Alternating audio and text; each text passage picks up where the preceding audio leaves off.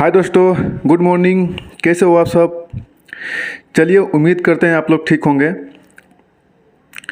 तो चलिए शुरू करते हैं। आज का टॉपिक है मोस्ट इम्पोर्टेंट क्वेश्चंस आंसर जो बार बार एग्ज़ाम्स में पूछे जाते हैं। तो चलिए, और एक बार बता दीजिए हमको कि वीडियो आपको कैसा लगता है, एक कमेंट में ज़रूर बताइए। तो चलिए शुरू करते हैं। आज का पहला सवाल, किस राज्य की सीमा चीन से जुड़ी हुई है? आज का पहला सवाल, किस राज्य की सीमा चीन से जुड़ी हुई है? ठीक है, तो चलिए इसके आंसर जानते हैं।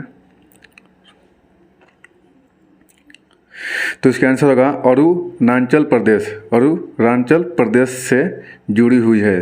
चीन की सीमा अरुणाचल प्रदेश से जुड़ी हुई है। तो चलिए आगे बढ़ते हैं। सवाल नंबर 2, किस महापुरुष की जयंती राष्ट्रीय युवा दिवस के रूप में मनाया जाता है? इम्पोर्टेंट सवाल है। किस महापुरुष की जयंती राष्ट्रीय युवा दिवस के रूप में मनाया जाता है? ठीक है,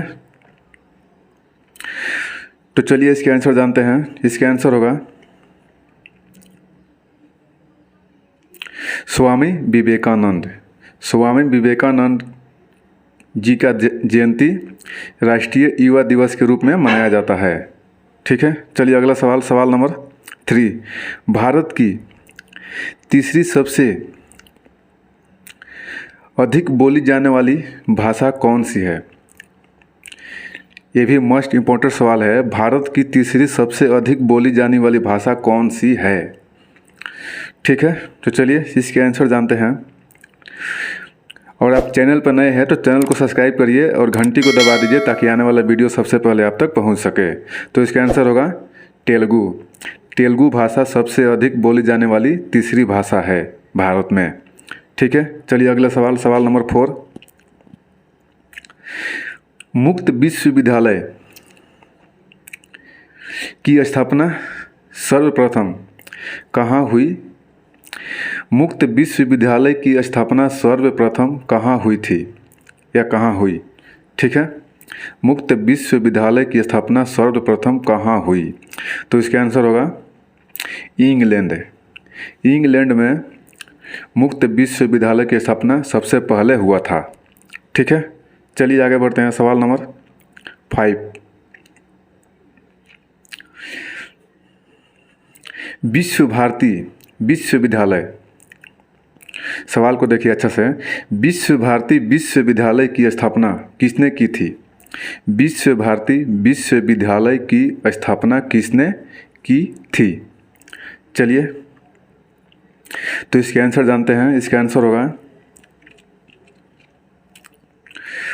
रविंद्रनाथ टैगोर ने।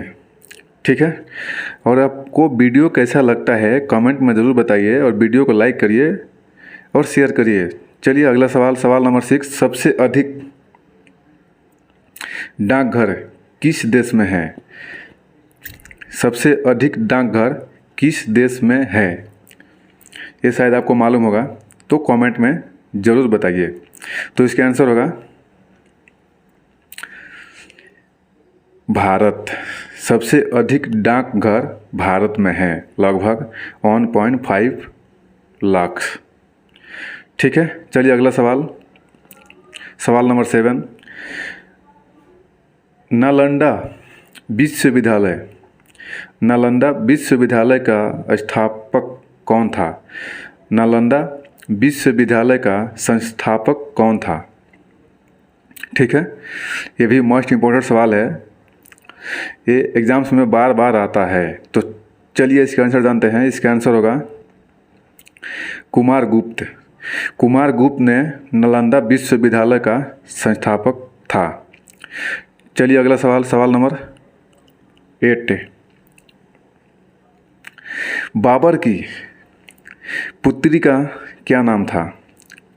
ये शायद सब किसी को भी नहीं मालूम होगा। बाबर की पुत्री का क्या नाम था? तो भी चलिए इसका आंसर जानते हैं। इसका आंसर होगा बाबर की पुत्री का क्या नाम था? तो इसका आंसर होगा गुलबदन बेगम। गुलबदन बेगम बाबर की पुत्री का नाम था? तो चलिए अगला सवाल, सवाल नंबर, भारतीय रेल को कितने क्षेत्रों में विभक्त किया गया है? सवाल नंबर 9 है, भारतीय रेल को कितने क्षेत्रों में विभक्त किया गया है? ये आ सकता है एग्जाम्स में, खास करके ग्रुप डी या रेलवे के कोई भी एग्जाम्स में आ सकता है। भारतीय रेल को कितने क्षेत्रों में विभक्त किया गया है? तो इसका आंसर होगा 16 क्षेत्रों में विभक्त किया गया है। भारतीय रेल को 16 क्षेत्रों में विभक्त किया गया है। सवाल नंबर 10 ये रहा आपके स्क्रीन पर। भारत का राष्ट्रीय पेड़ कौन सा है? इम्पोर्टेंट सवाल है। भारत का राष्ट्रीय पेड़ कौन सा है? भारत का राष्ट्रीय पेड़ कौन सा है? ठीक है, चलिए इसका आंसर जानते हैं। इसका आंसर होगा बरगद। भारत का राष्ट्रीय पेड़ बरगद है। ठीक है, चलिए अगला सवाल, सवाल नंबर 11, भारत की, सवाल को अच्छी तरह से देखिए, भारत के सबसे बड़े मंदिर का नाम कौन सा है? भारत के सबसे बड़े मंदिर का नाम कौन सा है? ये आपको मालूम होना चाहिए। और वीडियो आपको कैसा लगता है कमेंट में ज़रूर बताइए। आप लोग कुछ कमेंट नहीं करते हैं। तो चलिए इसका आंसर होगा रंगनाथ स्वामी मंदिर। रंगनाथ स्वामी मंदिर भारत के सबसे बड़े मंदिर है। तो चलिए अगला सवाल, सवाल नंबर 12, भारतीय संविधान का जनक किसे कहा जाता है? किसको कहा जाता है? भारतीय संविधान का जनक किसको कहा जाता है? ये सबको मालूम होगा। ठीक है, तो आप चैनल पर नए हैं तो चैनल को सब्सक्राइब करिए और घंटी को दबा दीजिए ताकि आने वाला वीडियो सबसे पहले आप तक पहुंच सके। तो इसका आंसर होगा डॉक्टर भीमराव अंबेडकर ने भारतीय संविधान का जनक कहा जाता है। भारतीय संविधान का जनक डॉक्टर भीमराव अंबेडकर को कहा जाता है। अगला सवाल, सवाल नंबर 13 ये रहा आपके स्क्रीन पर। ईवीएम में अधिकतम कितने तक प्रत्याशी हो सकते हैं? मतलब एक ईवीएम में मतलब सबसे अधिक कितना प्रत्याशी को उसमें हो सकते हैं, मतलब उसमें उनका नाम आ सकता है। एक ईवीएम में कितने प्रत्याशी हो सकते हैं? तो इसका आंसर होगा एक ईवीएम में 64 प्रत्याशी हो सकते हैं। ठीक है, चलिए अगला सवाल, सवाल नंबर 14, भारत का सबसे बड़ा सोयाबीन उत्पादक राज्य कौन सा है? भारत का सबसे बड़ा सोयाबीन उत्पादक राज्य कौन सा है? तो चलिए इसके आंसर जानते हैं। इसका आंसर होगा मध्य प्रदेश। मध्य प्रदेश में सबसे ज़्यादा सोयाबीन उत्पादन होता है। ठीक है, चलिए अगला सवाल, सवाल नंबर 15, और आप चैनल पर नए हैं तो चैनल को सब्सक्राइब करिए और घंटी को दबा दीजिए ताकि आने वाला वीडियो सबसे पहले आप तक पहुंच सके। तो चलिए सवाल नंबर 15, भारत का सबसे पहला रेडियो स्टेशन कौन सी जगह पे स्थापित किया गया था?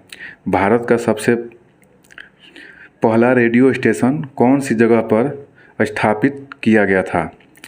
तो इसका आंसर होगा दिल्ली।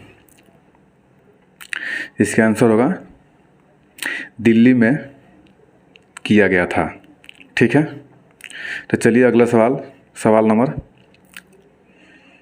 16 ये रहा आपके स्क्रीन पर। भारत का सबसे बड़ा काजू उत्पादक राज्य कौन सा है? भारत का सबसे बड़ा काजू उत्पादक राज्य कौन सा है? तो चलिए आप जान लीजिए आज कि सबसे ज़्यादा काजू कौन सा राज्य में बनता है। भारत में कौन सा राज्य में सबसे ज़्यादा काजू बनता है जो इतना महंगा है? तो चलिए अगला इसके आंसर जानते हैं। केरल में सबसे ज़्यादा काजू उत्पादन होता है।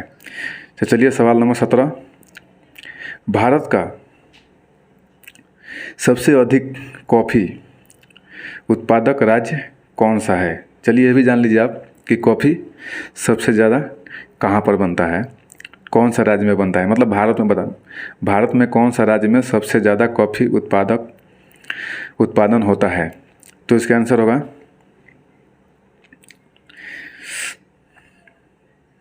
कर्नाटक।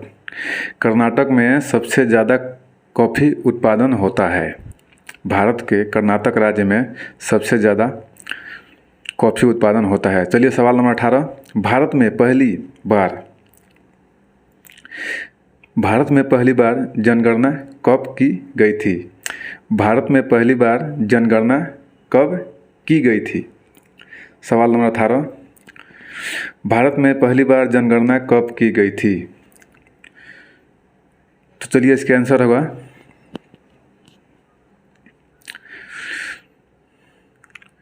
1872 ईस्वी में। 1872 ईस्वी में भारत में पहली जनगणना हुई थी।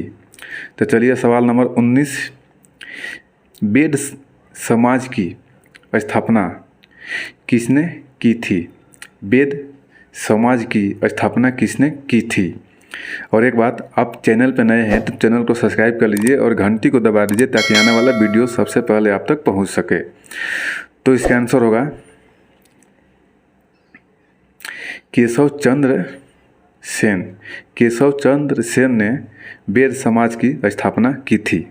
तो चलिए आज का लास्ट सवाल नंबर 20, भारत में प्राकृतिक रबर का सबसे अधिक उत्पादन कौन से राज्य में किया जाता है।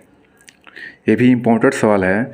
भारत में प्राकृतिक रबर का सबसे अधिक उत्पादन कौन से राज्य में किया जाता है। ठीक है, तो इसका आंसर होगा, चलिए इसका आंसर जानते हैं। इसका आंसर होगा केरल। केरल में सबसे अधिक प्राकृतिक रबर का उत्पादन होता है। तो चलिए आज के लिए बस इतना ही, फिर मिलते हैं अगले वीडियो में और वीडियो को ज़रूर शेयर कर दीजिए। तो चलिए आज के लिए बस इतना ही, फिर मिलते हैं अगले वीडियो में। थैंक यू, धन्यवाद, बाय, टेक केयर।